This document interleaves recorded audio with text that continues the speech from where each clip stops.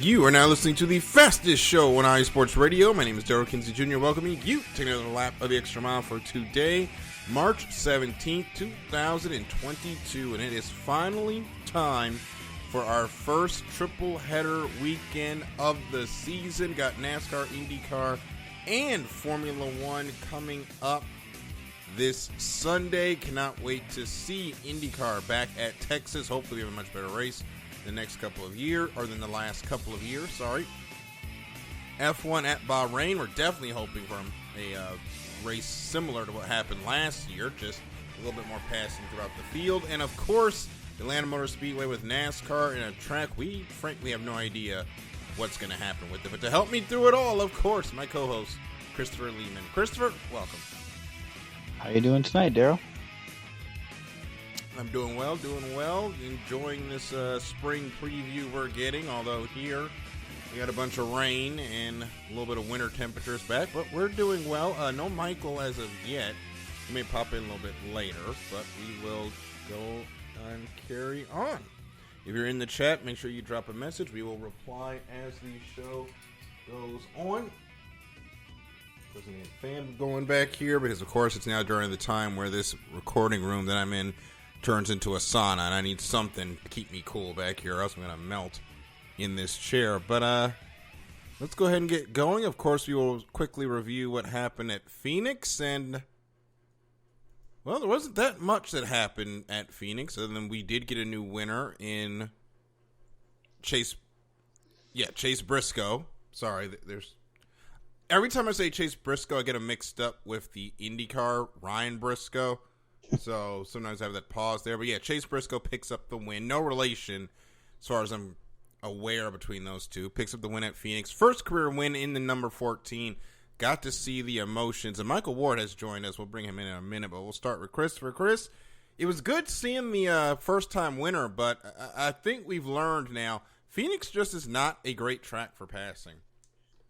Yeah, I think we, have always kind of known that. It's as far as, what you, and for those of you that can't see, I'm throwing up air quotes here, a short track, it's considered, but I don't think that it has the action and the excitement of a short track.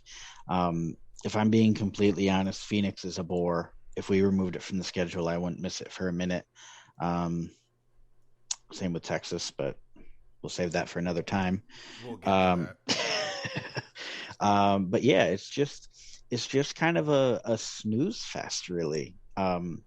You get some. It seems like we're always getting some late restarts. There's always some last minute drama, and if you're voting on Jeff Gluck's poll, those last, I would say, 30 laps, that excitement always seems to take the race from what I would say is like a 40%.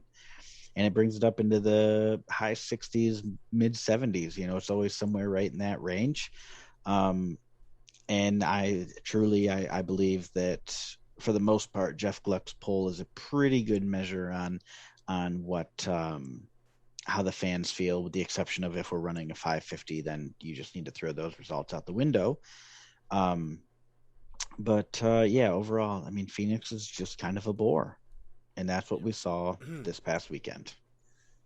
And we'll welcome in Michael Ward for the first time. Michael, and actually, before we go there, I do want to talk about the Gluck poll. It was at 70, but you're right. That race was heading towards I would say about a 50-55.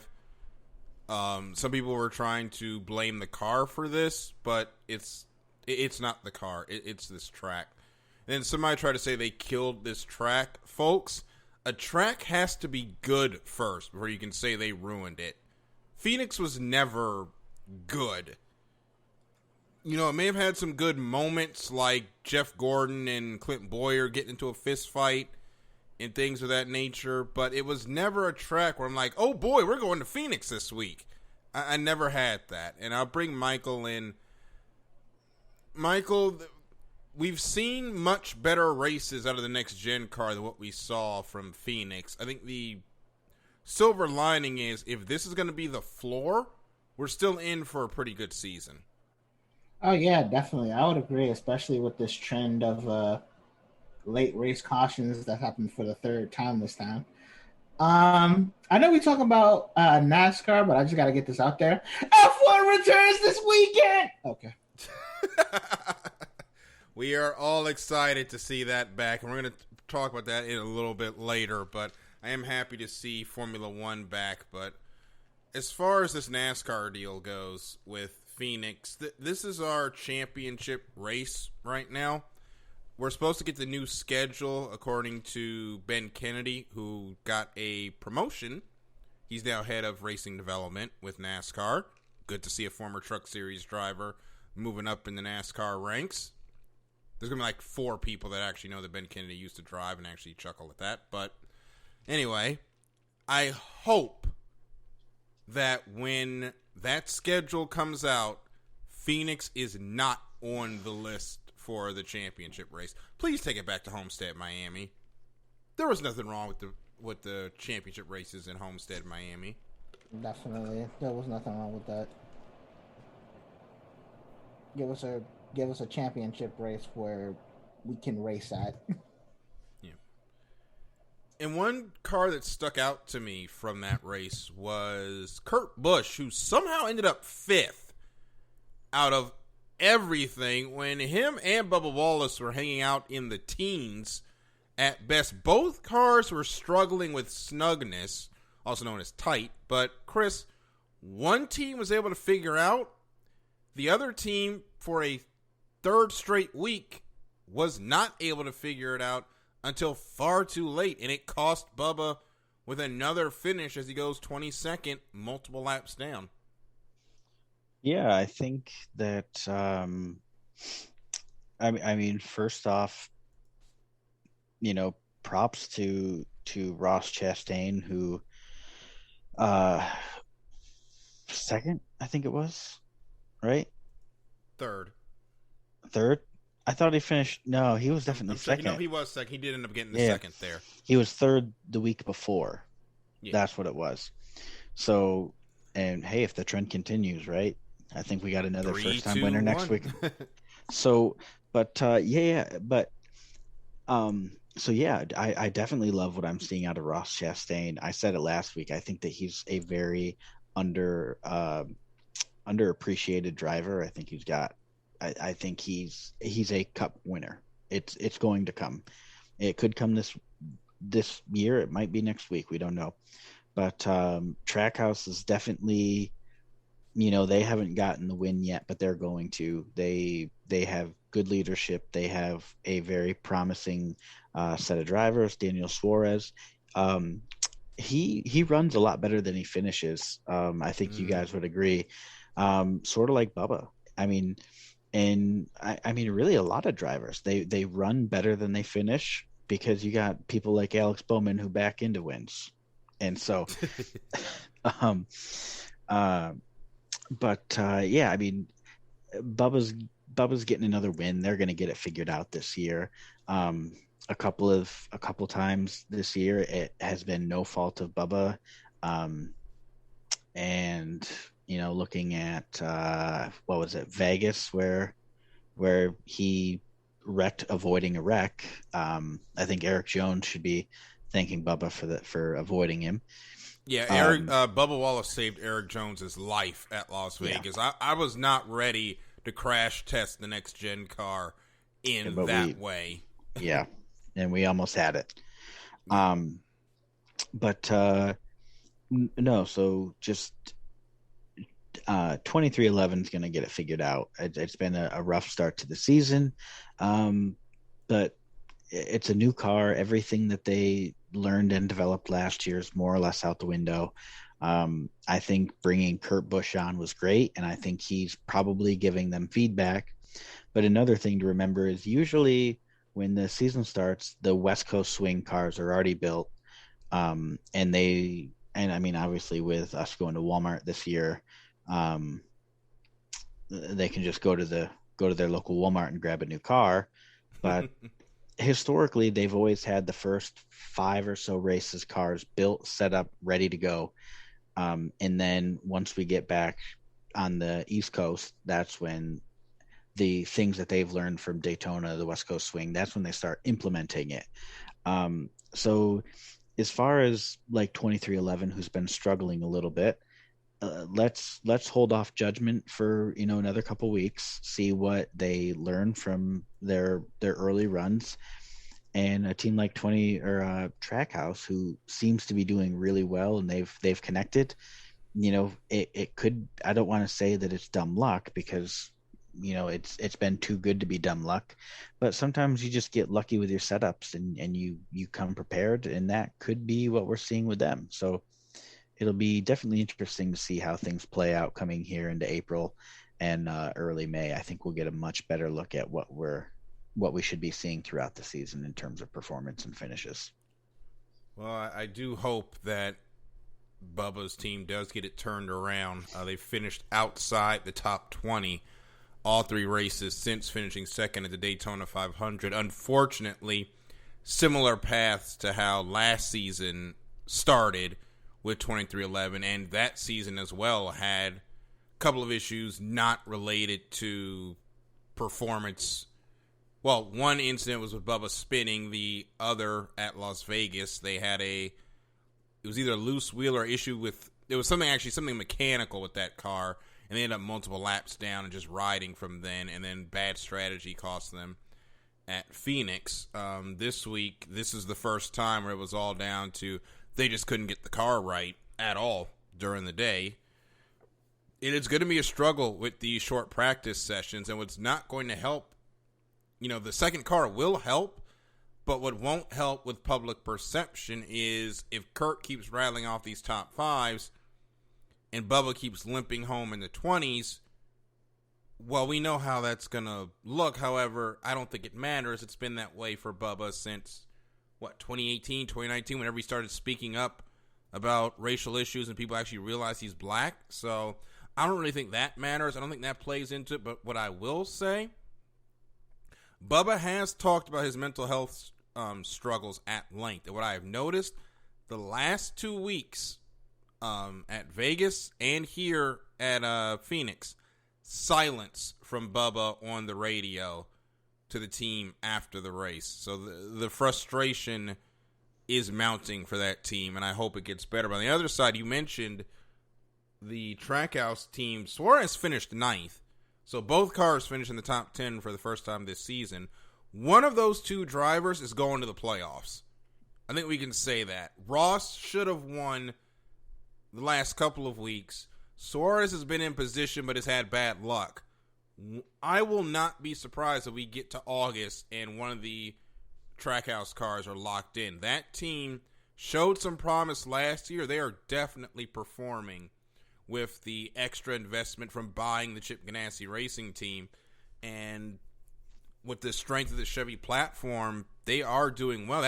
That car seems to be the strongest, as I said, with Ford right behind it. But Toyota, they are in trouble. Only 2 cars in the top 10 with Kurt Busch and Kyle Busch. You got to go all the way back to 13th for the next Toyota, which was Denny Hamlin. So they are definitely got to get those cars figured out as we get ready to come into Atlanta this week. And guys, this is a big unknown because it's a new paint, or not new paint job, new repave. The lines are repainted technically. I mean, true.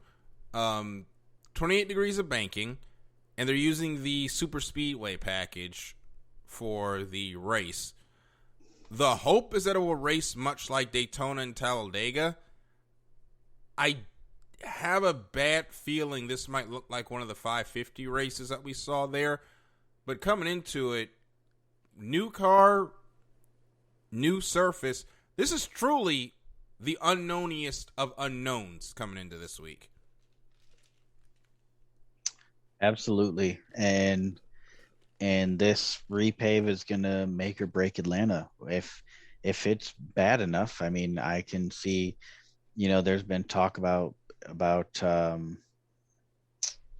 shortening the contracts for races, for tracks anyways. And if Atlanta does not race well and they see an attendance slide, I mean, you could be looking at Atlanta putting all that money into that track and losing that race. Now, will they? I hope not. I hope it races well, but you look at repaves and they have a tendency to go either way. I mean, they can be good, but they need a couple years to almost wear out, or they're just terrible like Texas. Uh, it's we're gonna find out. We'll find out very quickly how it goes, and I'm cautiously optimistic.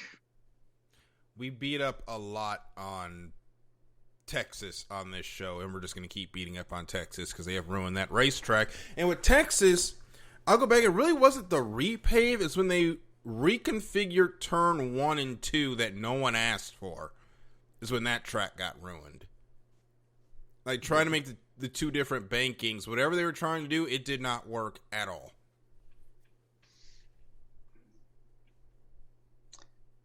Yep, and if Atlanta, they switched over to progressive banking.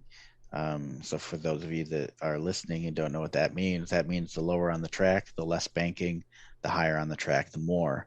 And so I understand the concept and how it can be successful, but at the same time, if you could have just created, I don't want to say a one groove race, but if it could create one groove racing and it almost kills itself, more so to speak.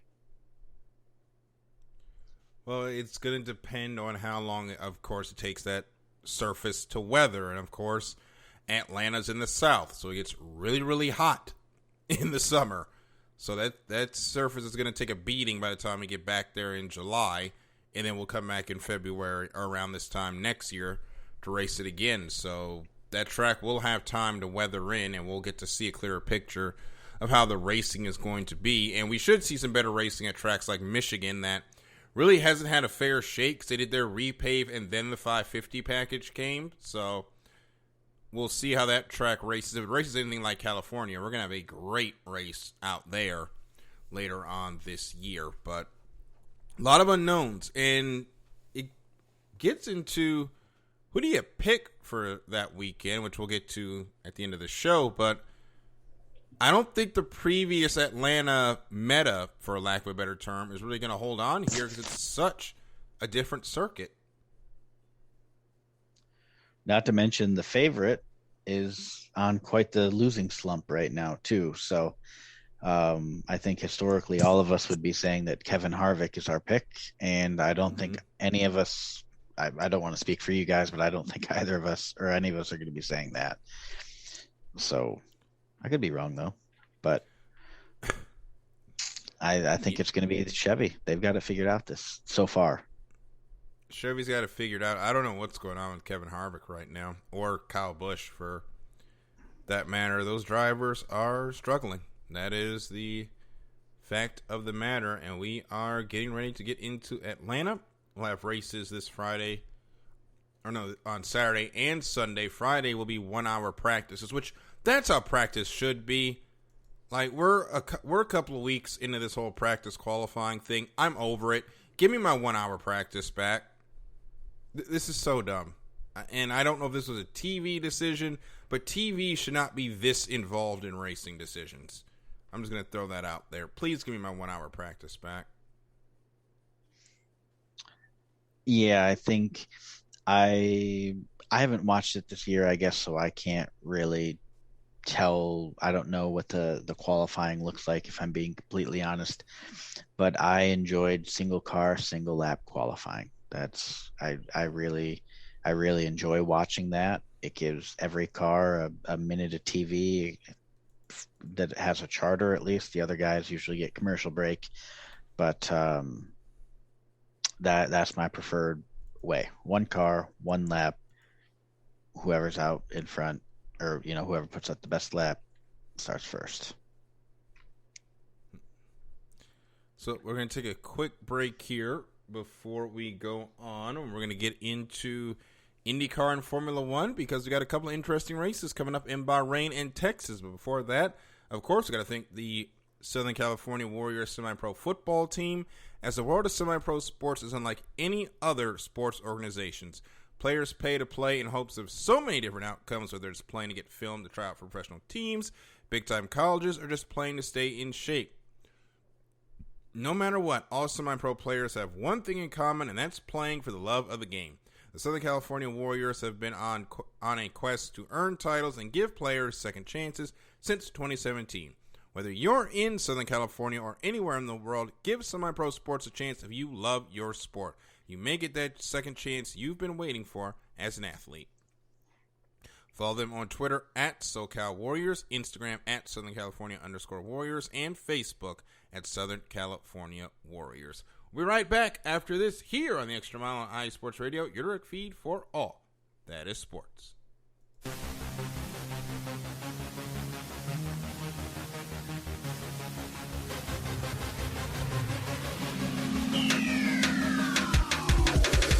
What's up, everybody? This is Taryn Rodriguez. Are you a fan of volleyball? Are you a fan of Thunder Spikes? Then I have the show for you, Set Point, where I cover NCAA men's and women's volleyball, high school boys and girls volleyball, beach volleyball, and even professional volleyball. Catch the action every week here on IE Sports Radio, your direct feed for all that is sports.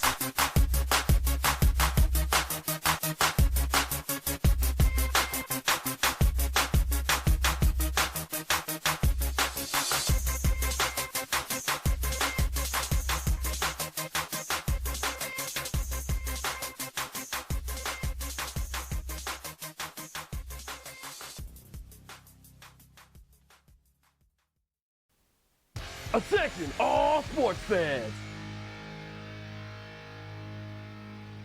If you're someone who wakes up each morning with lists of sporting events to go along with your to-do list for the day, then you just might be a diehard. The world of sports is as vast as the ocean is deep, including the major leagues, the minor leagues, the college, and everything in between. This is me, your boy Larry B of IE Sports Radio, welcoming you to join me every Monday evening at 4 p.m. Pacific, 7 p.m. Eastern on The Defining Moment, a show that focuses on what really matters in the sports world, sports themselves, and nothing outside of them. Once again, tune in for The Defining Moment with me, your boy Larry B, every Monday evening at 4 p.m. Pacific, 7 p.m. Eastern on IE Sports Radio, right here on Spreaker.com. We'll see you there.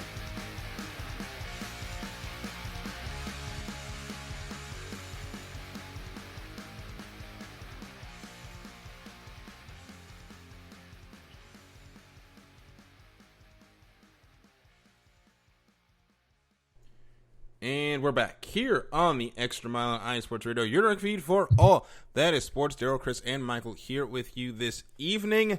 We'll get into previewing this week's races in just a moment, but first, we had some huge news come out today where IMSA and NASCAR are going to work together to put a NASCAR next-gen car in the Le Mans 24 in 2023. That is not a joke. That is a factual sentence from a press conference that happened today. I was working when this announcement was made, and when a friend of mine, and actually a former show host, texted me that she was at the event, I thought it was a prank text. This is apparently a thing. There's going to be a modified next-gen car entered into the Le Mans 24 Hours as its own thing in Garage 56. And apparently, I just saw a story roll by on Twitter that they might have a hybrid system involved. Michael, you and I are the sports car nuts, so I'll start with you. What is going on here? I'm not gonna lie, that's news to me, but that sounds pretty cool. All I'm imagining is, these hypercars, LMP2s, and then you have a freaking NASCAR on the field. But that I want to see what they do with that. I really want to see what they do with that. And the electric the electric engine, well, not the electric, the hybrid engine. I really want to see. Definitely want to see what they do with that, because like it or not, I feel like NASCAR is gonna go. They're gonna go, hybrid at some point. They have to. There have been every sport's gonna go hybrid at some point. There have been several conversations, and I think one of the Steves did say, I think Phelps said it, that eventually there's going to be some sort of electrification in NASCAR. My cynical side says this is going to be a test of that before it comes in 2024 or in the future. Like. So, and I'm not really opposed to it. Like I said, it's gonna happen. Like, the world's going hybrid. We're trying to save our planet. Like, it's just bound to happen. And Chris, I'll bring you in for this. What are your thoughts about seeing a Cup car take on the greatest endurance race on the planet? Well, obviously, it's just Hendrick cheating. They want to test some things out. They want to test things out they can't test in a race situation, and this is them cheating. For those of you who can't see at home, I am wearing my tinfoil hat. And oh wait, never mind. I just read that on Twitter today. That's not how I feel.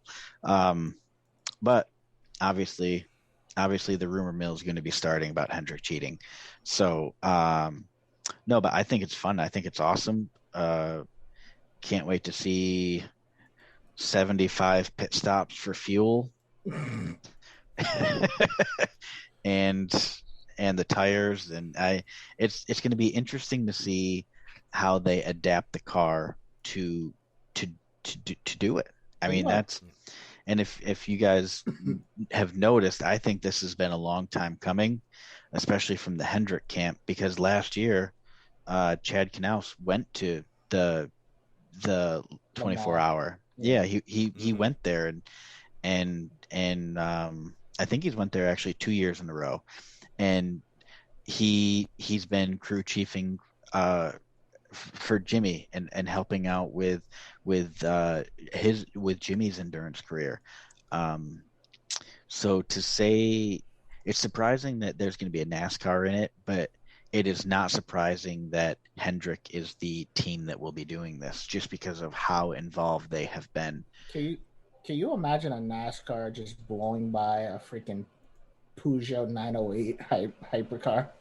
Well, I don't think that'll happen, but that's not going to happen unless one of those cars is broken or in the sand trap. Yeah. And just to point out, it's going to be a modified version of the next-gen car. They haven't said how that's going to work. Obviously, it's going to have to be adapted to run IMSA. There's going to have to be lights, as Bob Pockris said so jokingly. But we finally get to see a NASCAR with lights. My question is, are they going to keep the no doors? Or are they going to put a door on it? I don't know if IMSA requires them to. You should definitely put a door, because imagine him having to do driver swaps. Yeah.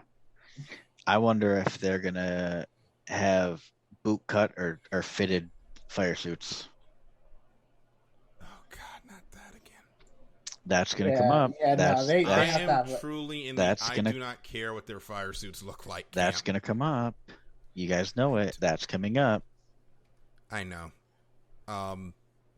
Here's where I'm laying it. I don't care. I see the fire suits for like a minute. I really don't care what the pants look like. But it's going to be...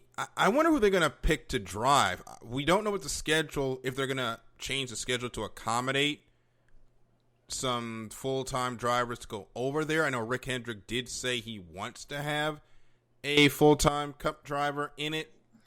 I think you got to send Chase Elliott. Here's what I say to that. The only way NASCAR is going to do that is, and I think that Hendrick is going to put a driver in that car. Penske puts a driver in that car. Gibbs puts a driver in that car, and probably Stewart Haas. That's the only way that the big teams agree to it, is if everybody gets a shot. That would be a pretty cool deal. And honestly, all the major teams in it. Yeah, that sounds cool. And honestly, I think it would be fun if I think the NASCAR teams should get together and do, like, they pool all their resources together and say, look, this is obviously outside the scope of NASCAR, but let's do it. Obviously, let's just do it. Chris, I'm with that. Let's put a Hendrick engine in our cars, because Hendricks have the best engines. Let's have Toyota work on aero, because they do really good with aero, and Ford's like a jack of all trades, master of none. So But- what I would do, if I'm going to pick the drivers based on that, is I'm going to put Chase Elliott, I think Martin you gotta go Truex. Larson. Chase is the better road course driver. Not last year. You're not wrong. I heard but that I there. think you got to put Chase in. I don't even know if Larson would do. Larson would probably do it. Chase or Larson will go there.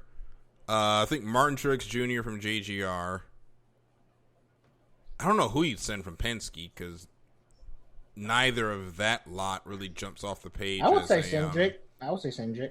I think they would. Yeah, No, I think it'd be Cindric Logano. does have the experience. doing the Cindric road is pretty courses. good at road courses. But I don't know if they'd necessarily like. This is obviously not a let's go and try to win this thing type of deal. Yeah. No, it's a go to try to finish. And I think it's, and if you guys are right about putting a hybrid system in this and NASCAR trying to develop some things, then I think you got to look at this as who's giving us the best feedback from a technical standpoint. And in that regard, you have to put Kyle Busch in. I almost think you got to go with Larson. You got to go with Joey Logano. And I guess it depends on what Harvick does. But if Harvick's there, I think it's Harvick. And if it's not Harvick, it can be Almirola. Well, Almirola won't be there, obviously. Yep. So what, you got Briscoe and Custer? Oof. I don't know about the SHR camp, but they'd get somebody.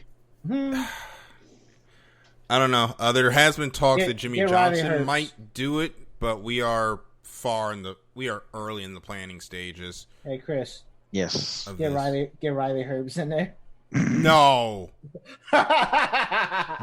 Absolutely not. Absolutely not. It'd be Ty Gibbs for the Gibbs camp.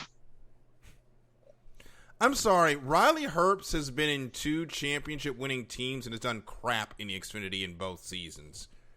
The monster money must be immaculate for this man to keep getting rides. That's all I'm going to say. It's all about the money. Yeah, we need a pay driver.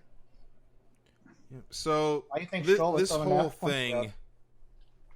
I know it's far too early to think about it. Do we see this car finishing the race? No. No.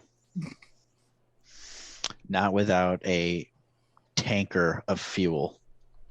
It's got to be strapped to it, too. They're not going to fuel the car with gas cans. They're going to be hooked up to a tanker truck, pumping it into that car.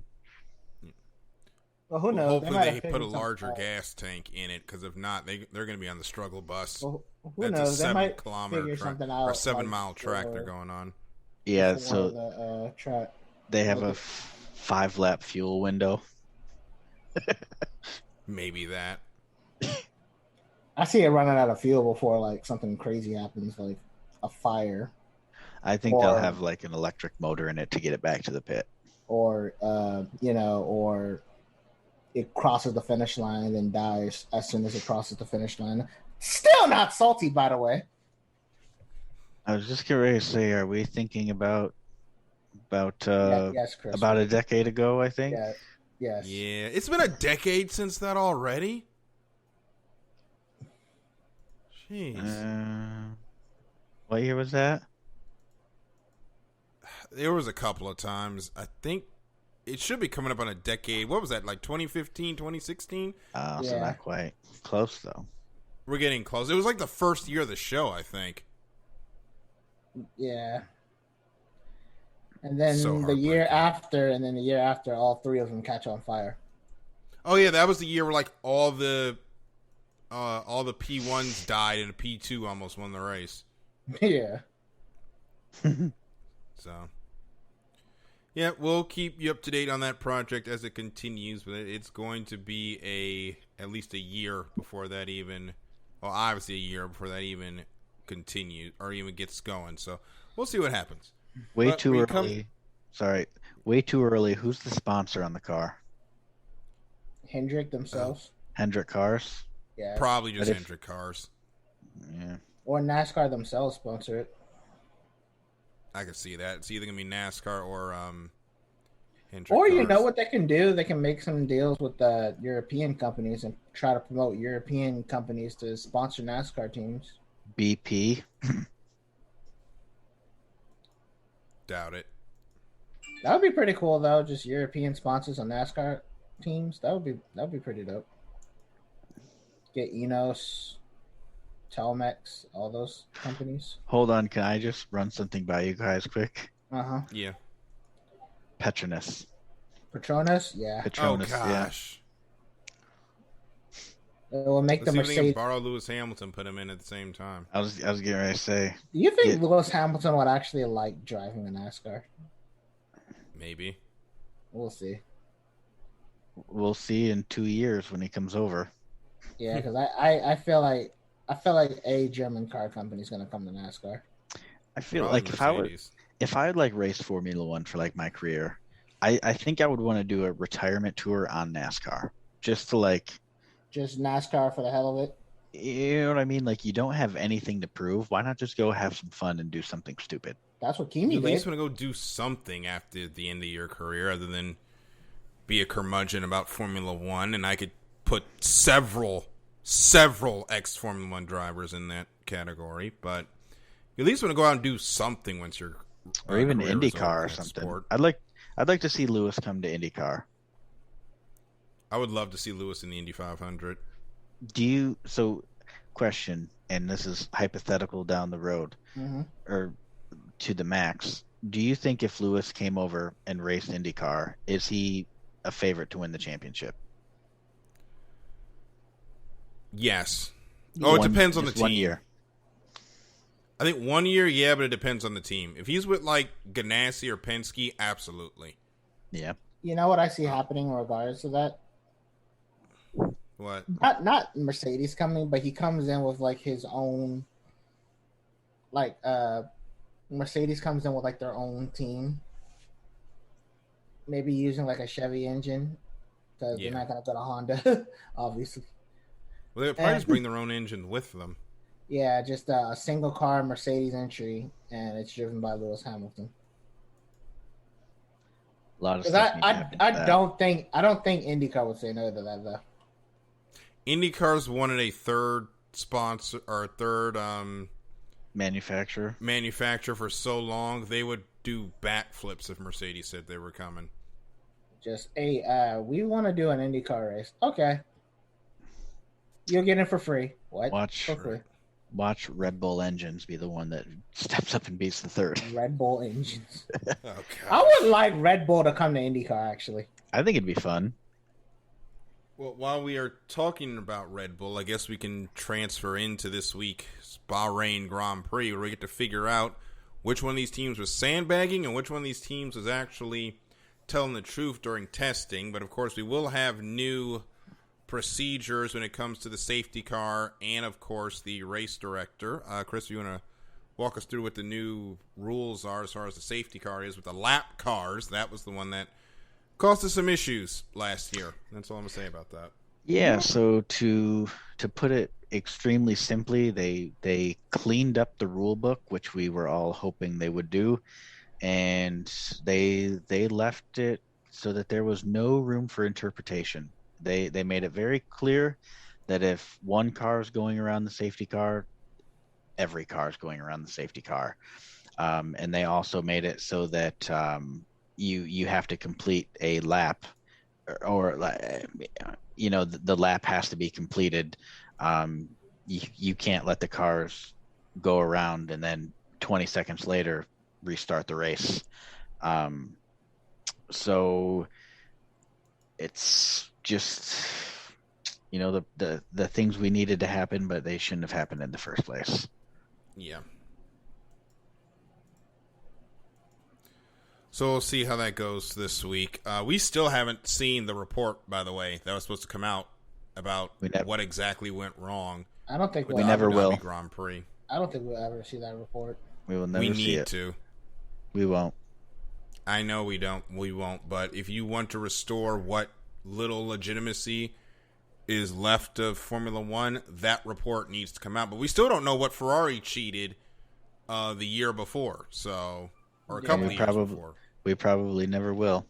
That Russia will have sent us into literal Fallout 3, and we will never see that report. Why did I laugh? It's funny because it's dark. Anyway, so let's actually get into the race and not nuclear annihilation. Stop What it, are we expecting from the Bahrain Grand Prix? I know I've asked this question like twice now when it comes to these subjects, but what do we really expect? Free practice 1 tomorrow morning is going to be the first time we actually see these cars in anger, maybe. And who do we think is going to be the best? I honestly think Mercedes is in deep of trouble, as they say they have. Even though everyone swears up and down they're sandbagging, but the porpoising on their car just looked god-awful. So what I think is going to happen is they're going to still sandbag during practice. I think all the teams are still sandbagging in practice too. But what you really want to wait for is qualifying. Yeah. And qualifying is going to determine who's where.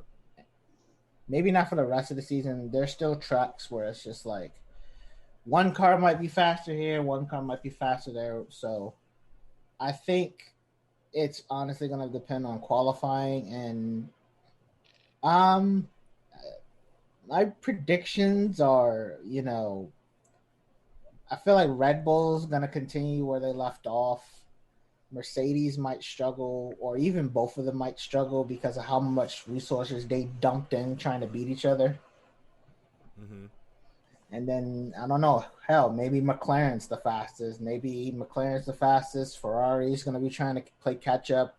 I honestly think the Haas is going to do well, in my opinion, because the car actually looks decent during testing. So that's my kind of way early predictions. I think the racing is going to be a lot closer because Mercedes and Red Bull aren't going to be as strong. Mercedes and Red Bull are definitely going to pay for last year's championship clash. I do believe that. Ferrari definitely is going to be up there. The Haas surprised me the last couple of days of testing last week when they had the worst test imaginable, between Barcelona not going well, their stuff being late to getting to Bahrain, so they lost the first day. Big distraction with their driver and sponsor. Yeah, I mean, they actually had a lot going on. Yeah, I completely to forgot see that the fact car that they're finish fastest is remarkable. Yeah, I completely forgot that, they had to let go of a driver and sponsor because the sponsor's home country started a war. So that was a thing they had to deal with.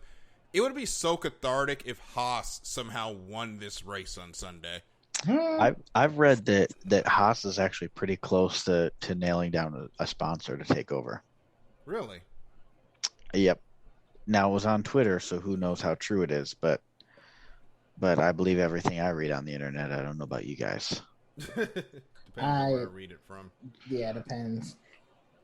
It was an Adam Slurn. So what did he say the sponsor was going to be?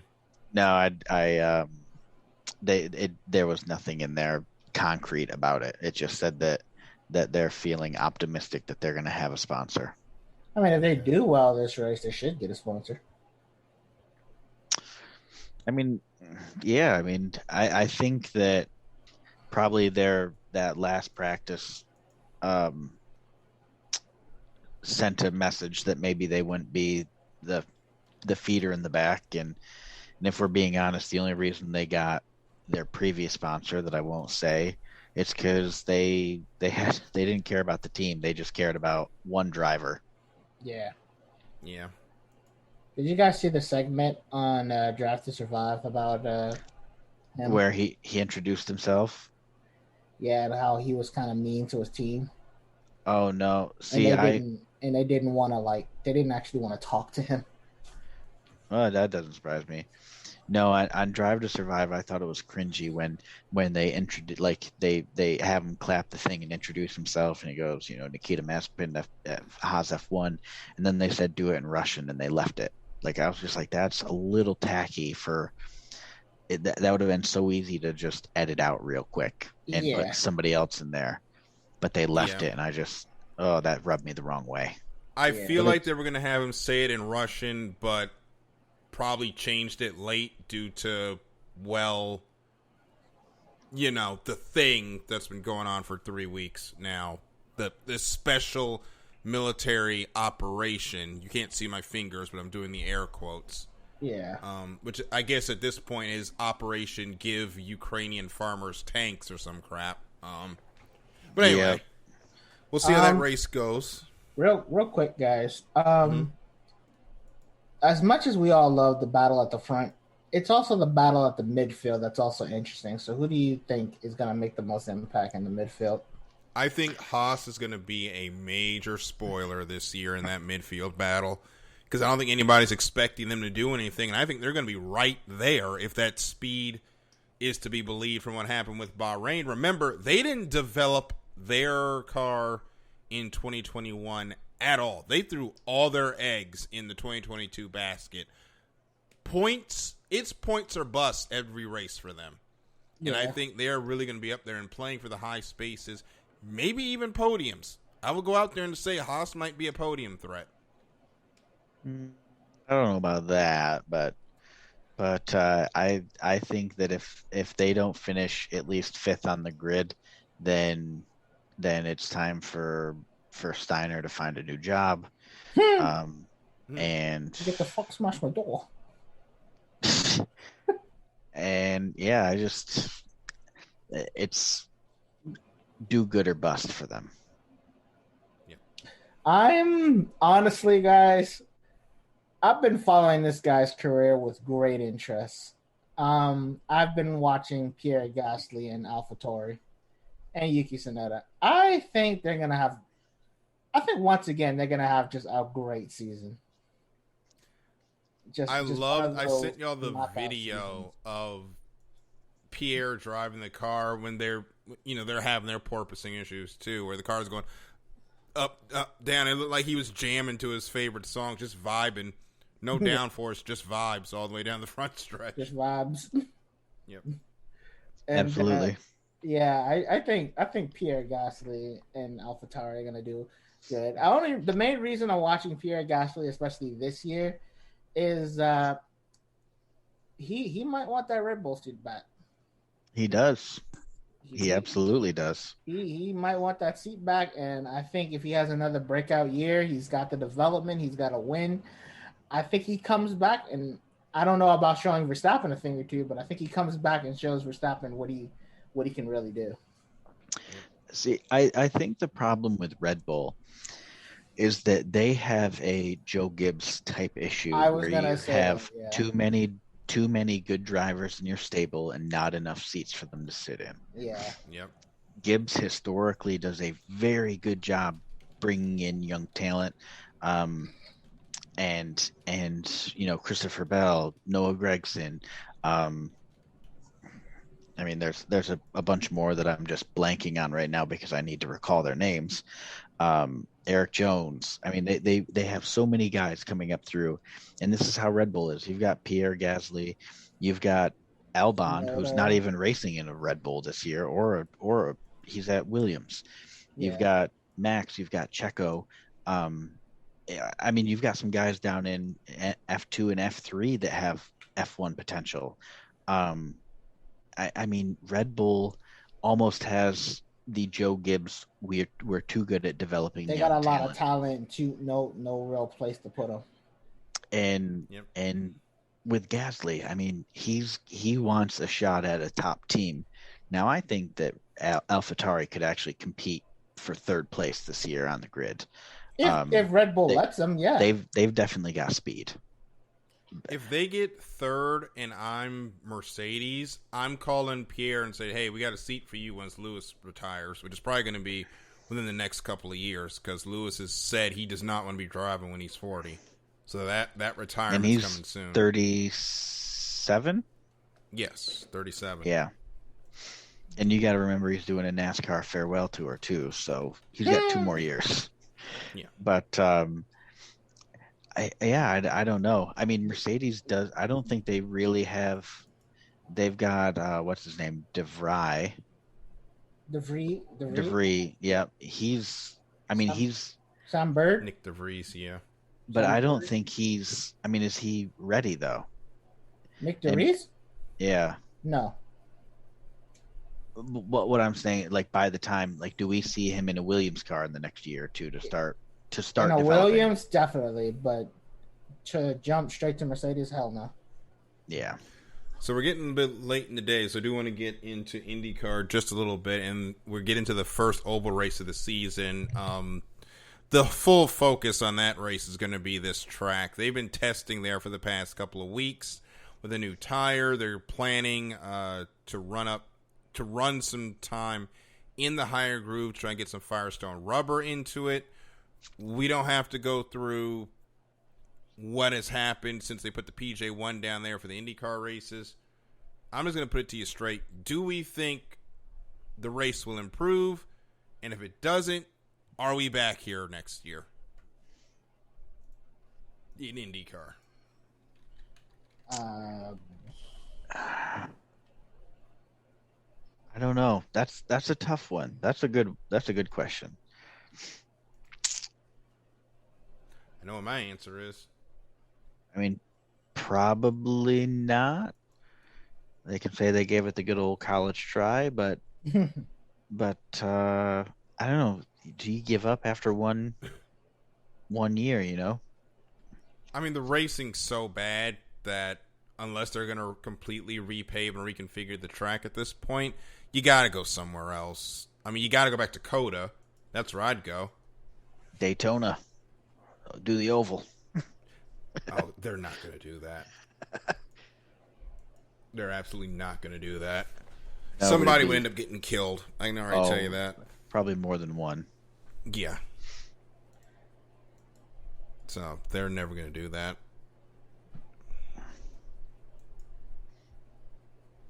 So we'll see. IndyCar will race at 12:30, so you get some IndyCar and then your NASCAR.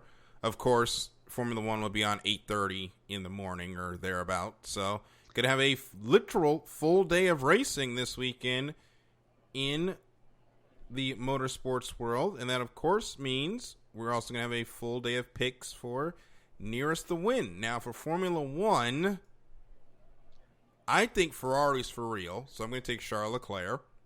How dare you? IndyCar, I would go out there and pick Jimmy Johnson, but I'm not insane. So I'm going to go with... That's the talk on Twitter, too, is Jimmy going to win? No. Give me Scott Dixon to win that race. And in NASCAR, it's a lot harder to pick these races with this next-gen car, I'll tell you that much. I know I went Reddick. That didn't work out. You know what? I'm going to call my shot. The Watermelon Man is going to win. Ross Chastain wins at Atlanta. Who do you guys got? Well, do you want to go first, Michael? You can go first. I'm still collecting my thoughts. Okay, so let's see. Before we do this, though, I have one quick question for you guys. So for Le Mans, Michelin is the tire provider. Mm-hmm. I think you guys know where I'm going with this. With NASCAR putting a car in there, do we get a special sign-off for running Goodyear Eagles or what? The promo image had Goodyears on it, and Michelin and Goodyear are connected somehow nowadays. So it might just be a Michelin tire shot in Goodyear. It's going to be weird. Fair enough. But okay, anyways, to the racing. So for Formula One, I'm going to take one of the young guns. I'm going to take Colton Herta. I would like to take Palou, but I picked him last time. For NASCAR, I'm going to take Blaney. No. Can you check? Did I pick him for Vegas? No, I already know. I picked Bowman, and that was a mistake. So I'll take Blaney here. He let me down once this season already, though. And then for Formula One, I gotta go with numero uno, which is going to be really weird to get used to this season. But I'll take Supermax. Michael, who you got? For NASCAR, I'm gonna pick Suarez. For IndyCar, I'm gonna pick Palou, and then I guess for F1, since you stole my Leclerc pick, shoot, who do I want to go for? Fuck it, George Russell. I was just gonna say, do you guys think George Russell wins this year? Yes. Yeah. I think he'll win one. I think Mercedes thinks he'll win one too. Now, if we break the season up into a half, do you think it's first half or second half? First half. It'll probably be first half. But it depends on how they get their car. Like, if they can't get this porpoising under control, and it was really bad with their car. Like, their car was one of the worst. If they can't get that under control, they may not win this year. Or not win until the second half. I don't see them going winless for the year. Depends on how bad that car is, or how good other people are. Yeah. I think if I had to pick, Ferrari's the only team that didn't sandbag. It seemed like they were out there running. They were giving it all. Their all. Yeah. I mean, Ferrari's at a point where they Ferrari doesn't hold back, so they're going to go hard in the paint every time, and we do as well. But it is time for us to come in for the cool down lap, and of course, I'm at DK Junior 12. Chris is at Fiji Sims, and Michael's at Michael_Ward25. If you want to talk to us on Twitter during the week, and don't forget, the 2022 NFL Draft is right around the corner, and iSports Radio is excited to announce its third annual mock draft challenge. The rules are simple. Predict all 32 first-round picks. No trades, no modifications, no tricks. The participant who has the best mock draft will receive a shout-out on all of our shows and their choice of an iSports Radio hat or shirt. For more information or to submit your mock draft, please reach out to Mike Pat at Let'sWine_IESR. Good luck, everyone. And, of course, head on over to iSportsRadio.com. Make sure you click that Patreon link. We've got multiple tiers from $5 on up. $5 gets you a shout-out on all 32 of our shows, and higher tiers include iSports Radio merchandise, the Podcast University, and a segment on our very flagship show, The Defining Moment. So make sure you go over and check out iSports Radio on Patreon. And if you missed any episode of any iSports Radio show, you can hear it wherever podcasts can be heard. And make sure you keep it locked to our social media pages on Facebook, Instagram, and Twitter for iSports Radio, and the Extra Mile IESR for the show page. So that will do it here for the Extra Mile on iSports Radio. For Chris and Michael, I'm Daryl. We will see you at the next green flag. Good night, everybody.